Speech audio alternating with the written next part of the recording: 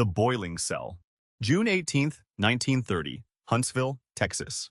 Inside the old Texas State Penitentiary, 6 men sat in a small steel cell. It had no windows, just a vent near the ceiling. That day, the air was hot and heavy. By night, all 6 men were dead. Officials said it was an accident. Others called it the boiling cell. The Texas State Penitentiary was one of the oldest prisons in America. That summer, the heat outside reached 40 degrees Celsius. The East Wing had new steam pipes built for winter heating, but the system was being tested in June. Some pressure was still left inside the pipes when it shouldn't have been.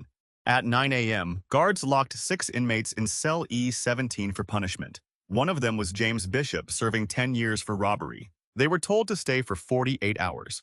As the door closed, one man joked, "We'll sweat it out." He didn't know how true that would become. Around 1 p.m., steam started leaking from a pipe. Guards heard a hissing sound but ignored it.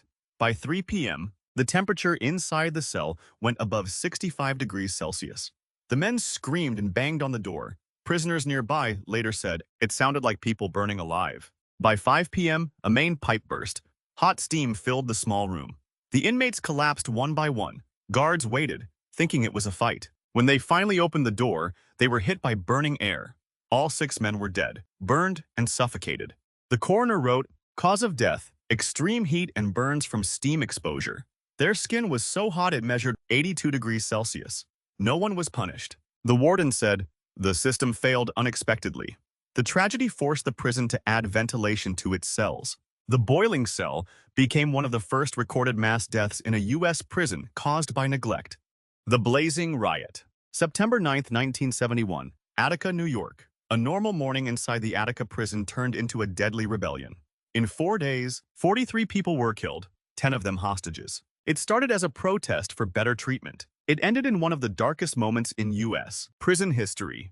Attica held 2,200 inmates in a space meant for 1,600. Living conditions were poor, and racial tension was high. Inmate Elliot Barkley shouted, "We are men, not beasts." His words sparked a movement. Prisoners made a list of demands: better food, medical care, and fair treatment. At 8:50 a.m., guards tried to stop a fight. One inmate resisted, a scuffle broke out, and soon hundreds of prisoners took control of the D-yard. They captured 42 hostages, guards and staff, and demanded the governor to come in person. Governor Nelson Rockefeller refused to visit. Negotiations began but went nowhere. The prisoners feared the state would attack. Food and medicine started running low. Observers begged the state to stay calm, but officials were losing patience. On September 13th, state police stormed the prison. They dropped tear gas and opened fire, 550 bullets in less than 15 minutes. When the smoke cleared, 29 inmates and 10 hostages were dead. Early reports falsely claimed the hostages had their throats cut by prisoners. The coroner later confirmed all 10 hostages died from gunshots fired by law enforcement. The truth shocked the nation. Families demanded justice, but no officers were charged. The state later paid $12 million to families of victims. Attica became a symbol of what happens when desperation and authority collide, a tragedy still remembered today. The Heat Chamber. July 21, 1995. Phoenix, Arizona. The summer sun reached 48 degrees Celsius. Inside the outdoor Tent City Jail, prisoners were left to bake under canvas roofs. One inmate, Scott Norberg, would not survive the day. He died restrained in a chair, his last words drowned in the heat. Tent City was run by Sheriff Joe Arpaio, who called it a hard lesson for criminals. Inmates slept outside on steel bunks, wearing striped uniforms under the desert sun. There was no air conditioning, only fans that blew hot air. Critics called it cruel. Arpaio called it tough love. That afternoon, Norberg refused to return to his tent after exercise. Guards said he was acting strangely. He was taken down by several officers and strapped into a restraint chair, arms and legs bound tight. Witnesses said he shouted, "I can't breathe." Officers covered his face with a towel to stop him from spitting. They used stun guns several times. One deputy later admitted the shocks lasted 8 to 10 seconds each. After 11 minutes, Norberg went still. His body temperature read 42 degrees Celsius. Medical staff tried for 20 minutes to save him but couldn't. He was pronounced dead at 5:42 p.m. The autopsy showed positional asphyxia and heat stroke. Bruises covered his neck and chest. Sheriff Arpaio said, "My men did their job." Maricopa County paid $8.25 million to Norberg's family, but admitted no guilt. His death brought national attention to prison abuse in Arizona. Tent City finally closed in 2017. The Scalding Showers. June 23, 2012. Homestead, Florida. Inmate Darren Rainey suffered from schizophrenia. That night, guards locked him in a shower for punishment. The water reached 71 degrees Celsius. When they opened the door 2 hours later, Rainey was dead. Rainey was serving time for cocaine possession. He often acted confused because of his mental illness. Some guards mocked him. They used a special shower as punishment. Inmates called it the hot box. At 7:30 p.m., Rainey had soiled himself. Two guards, Cornelius Thompson and Roland Clark, took him to the shower room and locked the door. They turned on the hot water full blast and left. For 2 hours, inmates nearby heard screaming. One yelled, "He's burning alive!" But no one came. The guards later said Rainey refused to come out. At 9:45 p.m., the screaming stopped. When the door opened, Rainey was lying face down. His skin had peeled away. His temperature was so high that the thermometer broke. One officer said, "His skin just slipped off."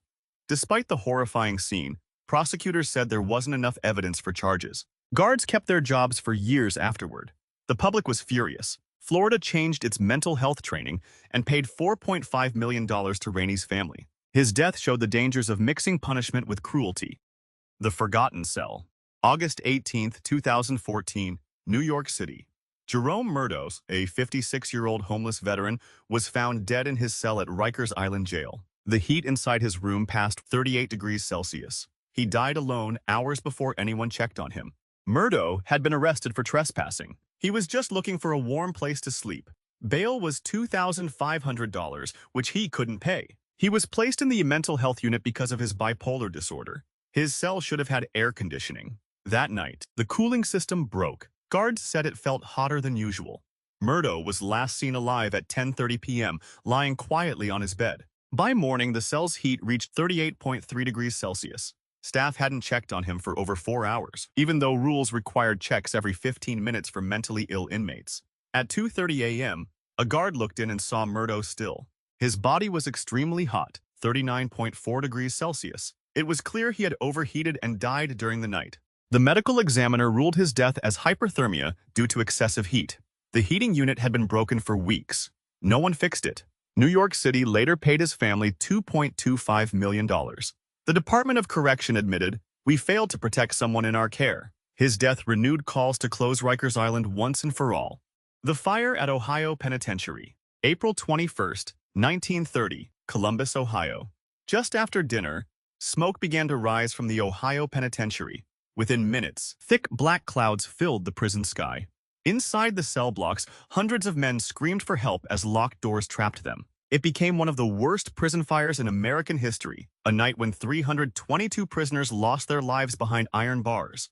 Built in 1834, the Ohio Penitentiary was one of the oldest and largest prisons in the United States.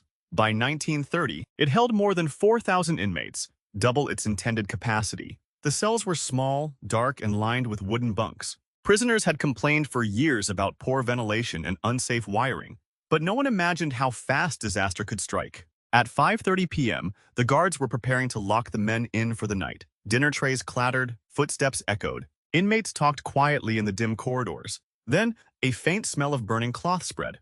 A few inmates shouted for help, but guards thought it was a distraction. No one believed it at first, survivor Frank Townsend later said. Then we saw the smoke. Within minutes, flames spread through the wooden roof beams. The fire alarm rang, but confusion followed.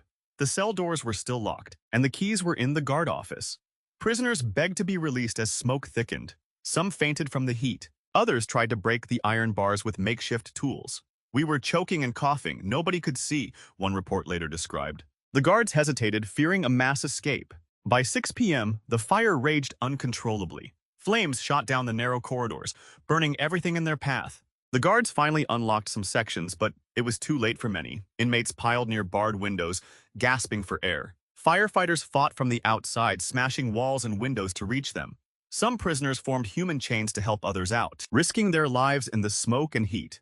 When the fire was finally contained at 2 a.m., rescue teams found more than 300 bodies inside the charred ruins. Many died from smoke inhalation, others from burns. The heat had been so intense that metal bars bent out of shape. A coroner's report later called it a death trap of human design.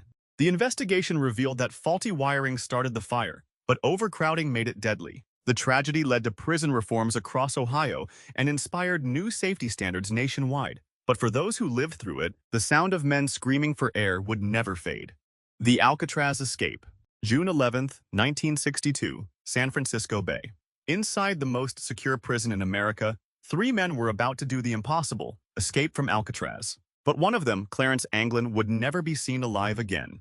Alcatraz Federal Penitentiary, known as The Rock, was built to hold the most dangerous criminals. Surrounded by freezing waters and strong currents, no one had ever escaped alive. Brothers Clarence and John Anglin, along with Frank Morris, spent months planning their breakout. They built a raft from stolen raincoats and crafted dummy heads to fool guards. Everything was ready by early summer. On the night of June 11th, the prison was quiet. The men had widened the ventilation shafts in their cells, using spoons and drills made from motor parts.